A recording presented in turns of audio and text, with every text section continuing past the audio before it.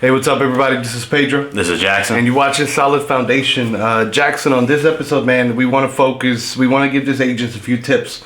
And I think the main thing is going to be networking, how to keep it sticky with people, but also some of the activities that agents should be doing, right, to get to this network group, you know, enough to where you have a circle of people around you that constantly reach out to you. No, I love that. Yeah, network is so crucial in sales, of course, but especially in real estate. You know, there's a lot of different methods and ways that we'll go over today. But, you know, I wanted to start something easy, you know, that people don't think about. A lot of you guys out there have a network already. You know, start with the contacts in your phone. You know, that's the easiest way to start. Look at that number. You know, however many contacts you have you reached out them and told them you do real estate? Do they know you do real estate? Right. That's the very first thing. It's the easiest way to start and start going down the list. Just let them know. And especially if you use a CRM that it utilizes a number, like a business number or a smart number. Maybe you use Zillow, for example. Text them all. You know, reach out, say, hey, I'm in real estate. This is my business number. And that's a great start. It's easy. These are people you already met or know. This is something anybody can do, even if you're brand new right now. Yeah, even if it's day one. Like everyone has contacts in their phone. You'll learn that your phone is a gold mine in real estate. But yeah, I mean, what helped you just starting out? Something else you did. I mean, I'm glad you pointed that out, but I think the mindset that you have to be in order to do this successfully is to not have any sort of embarrassment or any sort of shame, right? You want to reach out to these people. If you believe that you are a business, you came here to do business, to reach out to people that you can help out, erase all that, whatever feelings you might have about reaching out to random people in your phone. They're in your phone for a reason. That means that at some point you had a worthy enough conversation to one day reach out again. So starting with that, reach out to them. Another thing is, look at your social media, right? And ask yourself, do I have enough people that are regular people, or do I have mostly other people in my social media that are also in real estate? And here's the thing.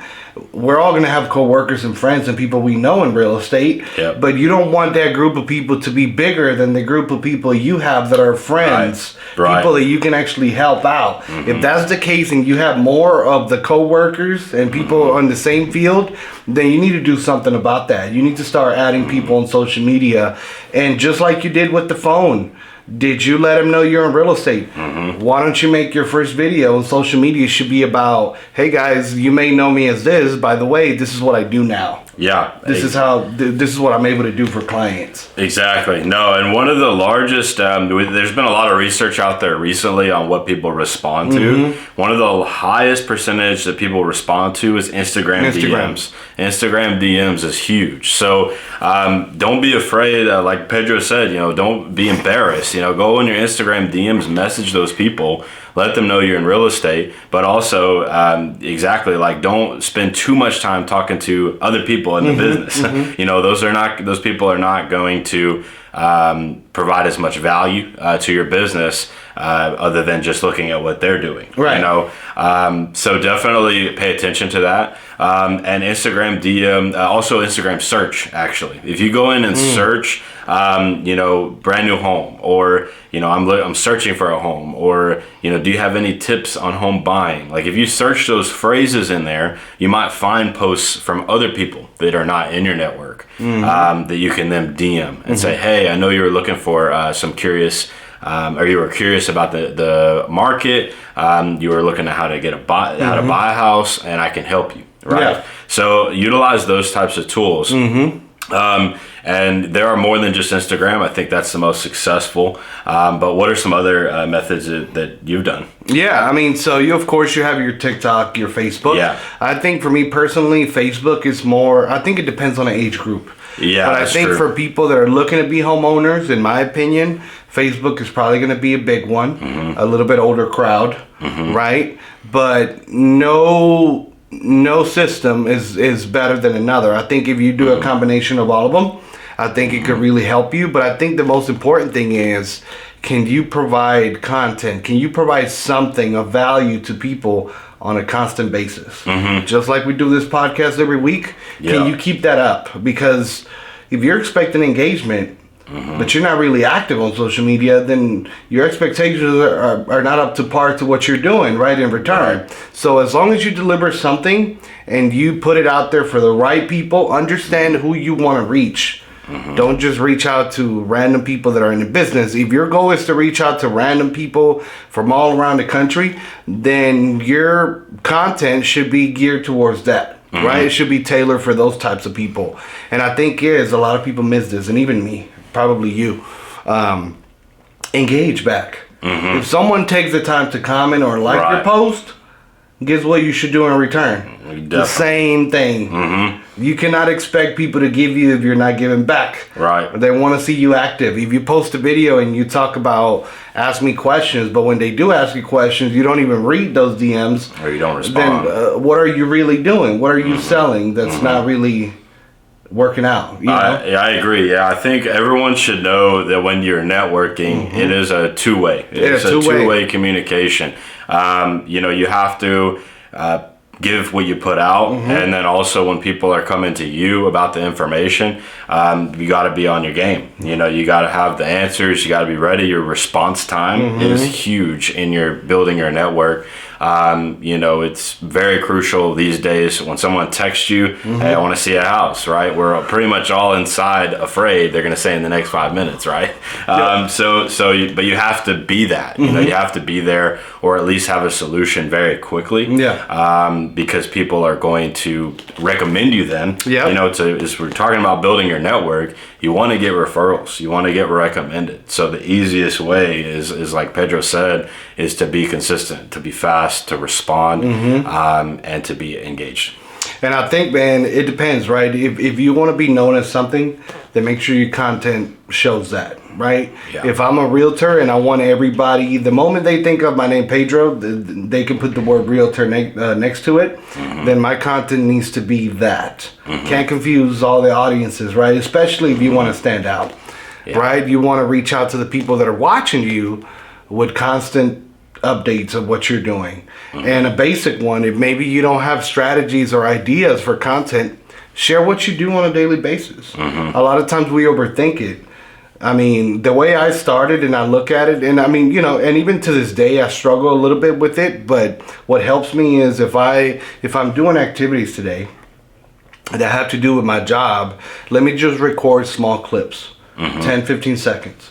And by the end of the day, after I recorded 7 to 8, even though I didn't know what I was trying to do, I have ideas already as to how I can put this together and share it. Maybe you commit to a weekly market update to the people that watch you, but make it weekly or monthly, whatever you commit to, deliver. But Jackson, I want to pivot a little bit onto in-person activities, right? We talked about social media. We know that you got to market yourself, you got to show.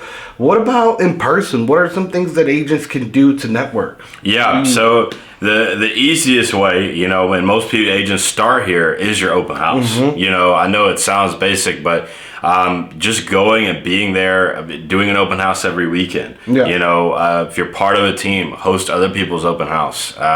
That's something we have talked about before. But not just being there and in person, but also what do you do leading up to that? That's an easy way to network yourself on social media, on Facebook, Instagram, all that stuff, because you can go video the house beforehand. You can go talk about how you're doing an open house on one of your videos, right? That's what I would recommend highly to start. And there are a lot of other things you can do, other than open houses. You can even set up your own event. Maybe you do a buyer seminar. That's right. Something I know we've hosted before is a seminar with a lender. If you have a lender that you do business with or your brokerage does, you can find one, trust me. Right. And you host something with them to basically say, hey, come here if you want to learn how to buy a house. And that's a really basic, easy one. But what are some that you've done? I know you've done some that have worked. So, I mean, I really like what you said. I still think that attending events that have to do with real estate, right? We have a lot of different seminars, a lot of different schools putting items together, different events, different brokerages, different MLSs will maybe even have events. Yeah. Show your face, but go with that same mindset that you're not here to just talk for 3 hours with one person. You're there to meet and network with people. Yep. If lenders is what you're looking for, go meet the best lenders out there. Ask people, what makes this guy great? Reach out to them. Don't forget new construction. Have you gone in person, got down out of your car, and actually have a conversation with them? Yeah. Can I host an open house for some new construction? You probably could. Yep. You probably could, right? If you don't, there's no excuses. If you don't have listings and open houses, go find you one. Yeah. Who wouldn't let you do an open house? Right. Right? Everybody's down to let you do an open house, but it's about how you prepare for that open house. Are you just going to be the agent that opens the door and just quiet? Or are you actually going to look at it as an opportunity to challenge yourself, your skill, understand where you're at, right, with the level of skill, and at the same time treat it as a buyer's consultation or a seller's consultation once the person is there in front of you? Take that opportunity to deliver who you are, unique value proposition, meet people. Don't be shy. If you have, I'm shy by nature, by the way. I force myself to not be. Because I understand that shyness cannot go well with real estate. Right. So in Or order for sales me in to do general. well in real estate, then I have to tuck that in and leave that for a different time. But when it's time for the A game, no room for shyness over here. No, yeah, you're absolutely right. And the thing is, you will find your community.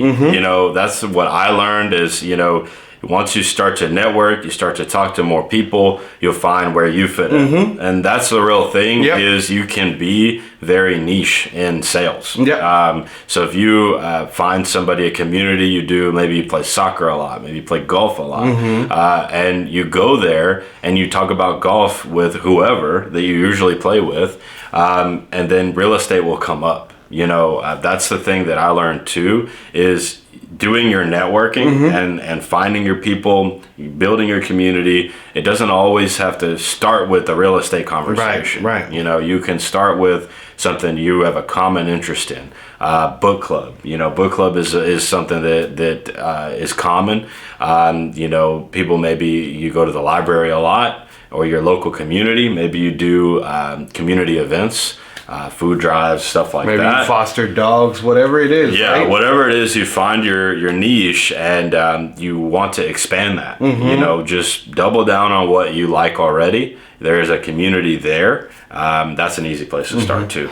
And I mean, you're going to hear a lot of people say, well, find whoever on TikTok that has a lot of views and do exactly what they do, right? That works to a certain extent. But if you're really trying to go for your brand, no one can do your brand better than you. You just have to identify what your brand is. Right. And double down on that. If you're confusing yourself and all your audience with what you're about every other video, you don't really have a brand. But if you become known as the new salesperson, as the new construction guy, as the VA specialist guy that's always taking care of vets, as a daddy full-time, mommy full-time, on a grind, but I still do sales and I share my client stories, that's your brand.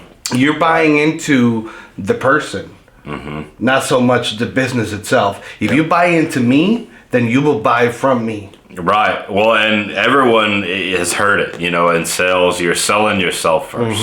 You sell your brand and yourself, your personality, you first. If they like you, they're going to do business with you. That's how it goes. So yeah, I mean, they're... Be unique, be you. Yeah, be you, and network, get out there. Don't be shy, is a big one. And, but yeah, I mean, there's a lot of ways to do it. There's not one way. The most simple way of doing it, though, if we go back to a couple episodes, remember when we talk about conversations?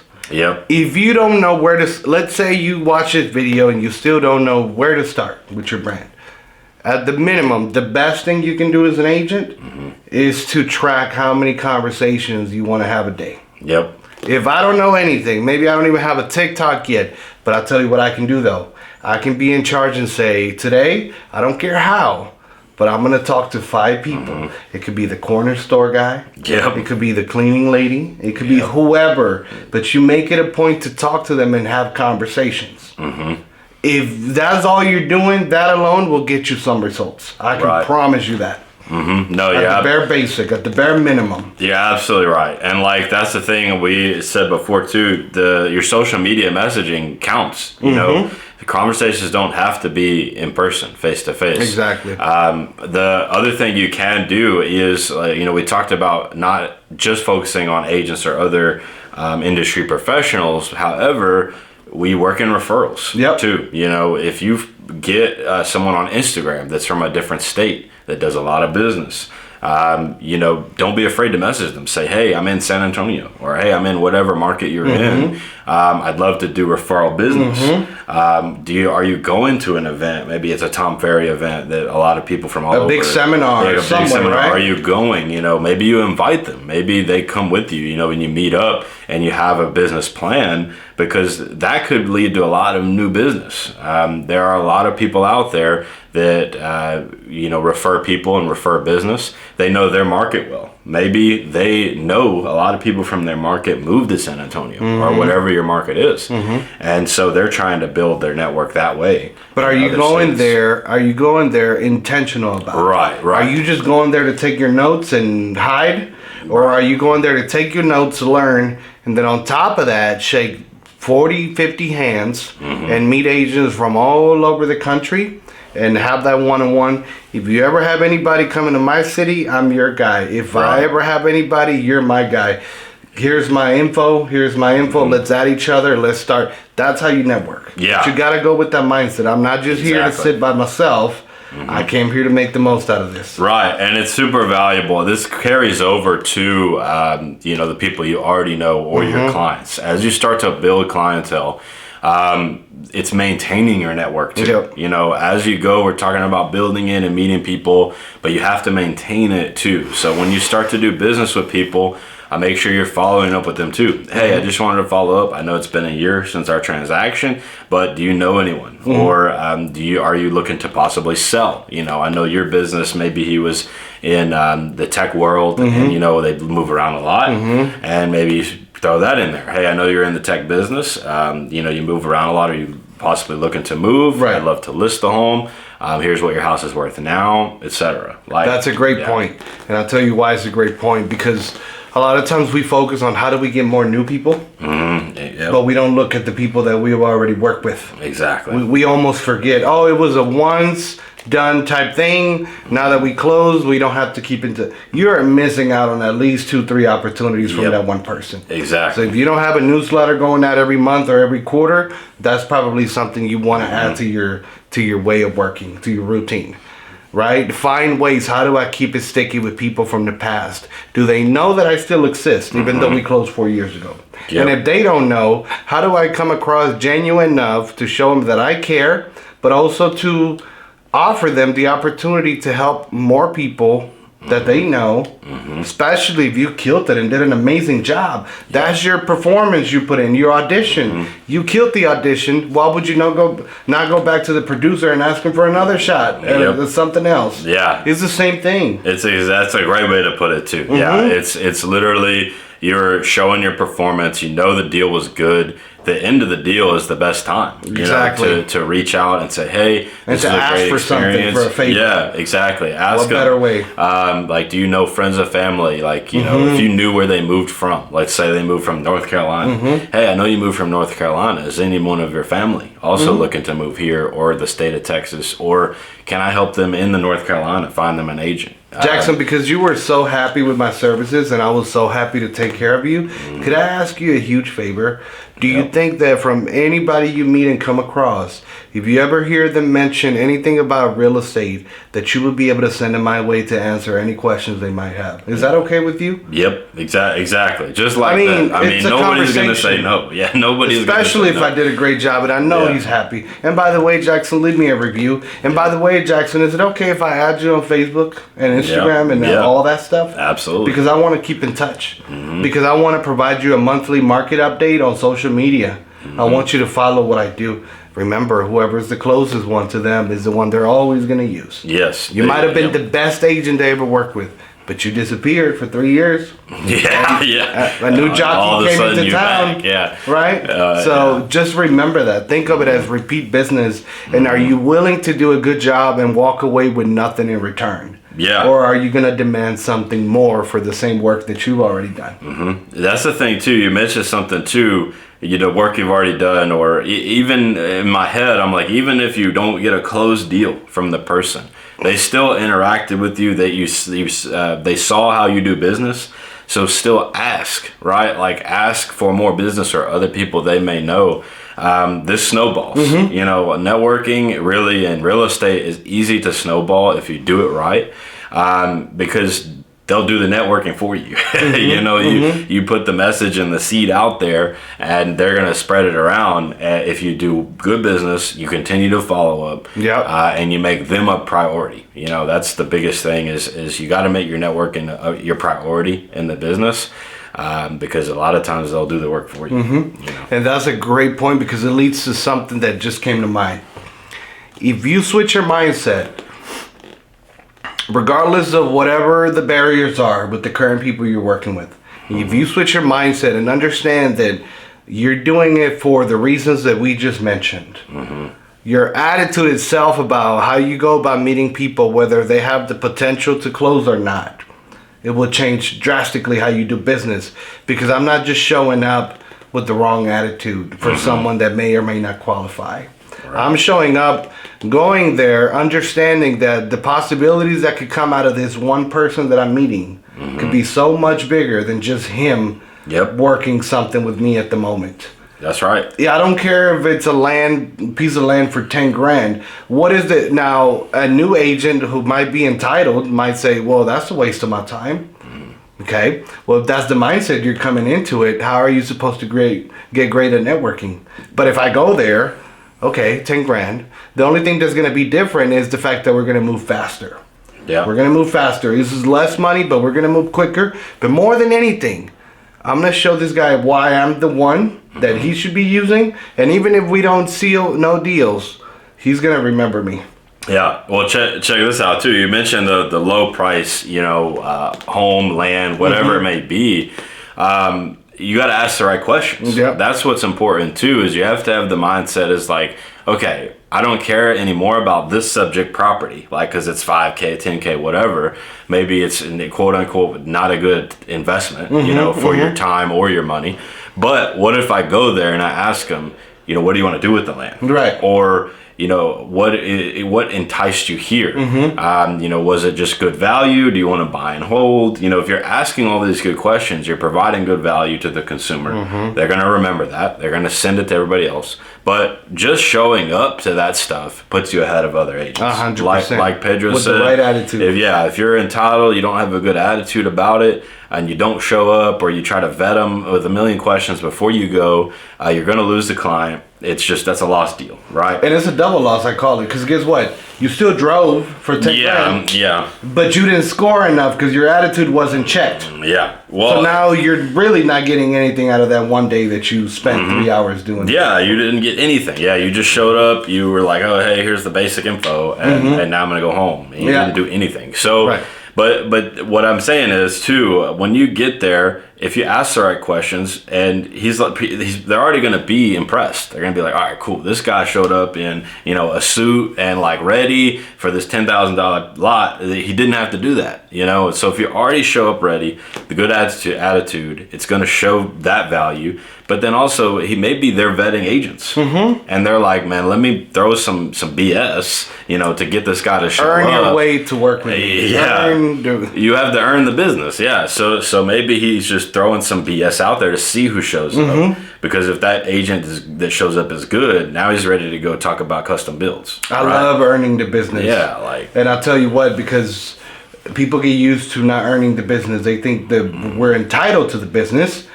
But did you earn the business? Did you go above and beyond? Did you do the basic things? Yeah. That attitude is a game changer.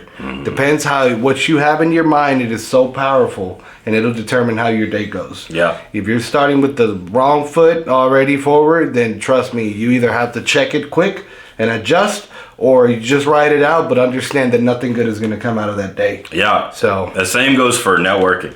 Just in general. Like if you're coming, like we've said already, with a plan, a business plan, an idea, and you carry that energy onto someone else that's trying to do the same thing. You know, at the end of the day, you go to a lot of stuff, they're trying to do the same thing.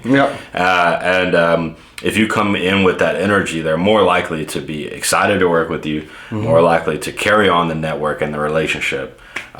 So yeah, the attitude is huge. Do you know what's the quickest way to become a luxury agent? I mean, having a good attitude, really, or knowing the right people. Well, that's a great point, but is giving luxury customer service to people. Oh, that's true. Yeah, absolutely. Only you can do that. Only you decide whether the house is $5,000 or $2 million. They're gonna get the same Pedro from me. Yeah, trust me. Right. Because it's the service, is the standard that I hold myself to. So therefore, I can call myself a luxury agent because I give luxury service, and they will remember that. Absolutely. Even if the lot was $10,000, they remember that I gave luxury, top-notch service. So everyone they send to me, they're already coming expecting that. Can't drop the ball now. Yeah, I made my name, and now I have to live up to it. Yeah. So that was a trick question. How do you become a luxury agent? Giving luxury customer service to people. I agree, and I think everyone has that question. You know, how to become a luxury agent, and you're right. I've never treated a client differently based on the price of the home. You know, it's always going to be the same across the board. Also, too, I think a lot of clients that I've had at the luxury price point, whatever that may be in your market, they actually like it when you treat them as a regular person. Yes. You know, you come ready, but also like they're any other consumer. They really appreciate that. You know, they don't all the time like to be dolled up and have champagne and all this stuff, you know, that people put in their mind as a luxury client. But man, I've had people show up in, you know, Aloha shirts and shorts, and they're buying $1.5 million worth of real estate. And check your ego. Yeah. You cannot be more cocky or whatever than the actual luxury client themselves. Yeah. Check yourself before you don't overdo it to where you're more difficult than the actual client itself. You're the one that thinks you're luxury, but you're trying to take care of someone that's luxury, not yourself. Exactly. And don't be the barrier. You know, we talk about that all the time. Don't be the barrier, but like, you know, don't point out that granite's not Carrera marble. So like, you know, oh, it's not worth this house and all this stuff. If they love it, you know. Which like, goes just back to being original. You get the same Pedro. You just might get a different, longer version of me if it's a bigger house that costs more money. But you're going to get the same person. I'm genuine. I'm not putting on a mask to become a luxury guy, but I'm really a certain type of way, and I'm just kind of switching back and forth. I am me regardless of who you get, and I'm just going to put a little bit more time if your type of property requires that out of me. Right. And think about, too, the network and the possibilities if you're at a luxury, meet a luxury client. You know, typically they know people who are in the same price bracket, right? So really think about that. You know, don't change your personality or nothing like that. It's not what I'm saying. It's just that remember that those people are going to be very important. You know, those people are going to be important for you to build on that network because they probably own businesses. You know, they probably have employees, right? We've had big deals here at the team with, you know, CEOs moving their whole companies. And we've got a lot of those deals simply because we did a good deal for the C-level executive. And he was like, yeah, help all my employees move. But you were intentional, right? You were intentional not only about helping Jackson. Yeah. I'm intentional. I'm almost taking it as an audition. Yeah. He's watching me because he's my client, but I also want him to watch me and give good feedback about me, and I want all his peers to see how I delivered for him. Exactly. So if I already come in with that mindset that I'm not just here to do a job, I am here to do something way bigger than just a job that could potentially feed my family for 5 more 6 years, who knows, then it's a whole different type of attitude. I'm coming in already. I'm ready to deliver at a high level. Right. And let everyone know what I did and how I did it. And they're going to do they'll do the marketing for you. How about that? If you kill it enough. And like you said too, it's a long-term commitment. Once you're in there, you start to build your network and continue to follow up with these people. Don't think short-term. I think thinking short-term is the easiest way to fail at this because they're like, oh, they're not ready yet, and they just completely forget about the person and don't remember that they short-term and reputation don't go together. No, right? Exactly. I think reputation comes with a long term. For sure. Are you looking to do this as a career or as a hobby? You decide. Yep. Right? And it'll reflect in how you carry yourself. But if you don't take anything out of this video, or you take it all, fantastic. But if you don't, go back to the amount of conversations. Easy. If you're at least having 5 conversations a day, then you're on the right track. Right. Now add on to the other things that we mentioned, and it should help you out. Is there anything else you want to leave them with? No, I mean, basically, like you said, think of it as a conversation is the easy baseline. And you'll notice that your conversation number goes up as you start to do these things. And yeah, just think about it long term, have the right attitude. And remember that one deal can turn into 5. You know, I mean, that's pretty much it. But awesome. Yeah, thank you guys for watching. Thank you guys for watching. I hope this episode helps a lot. We got better ones coming as we go along. If you have any tips, or any questions, any recommendations, shoot us a message or just leave a comment. We'll gladly get back to you guys. We'll see y'all next week. Absolutely. Don't forget to subscribe. Bye.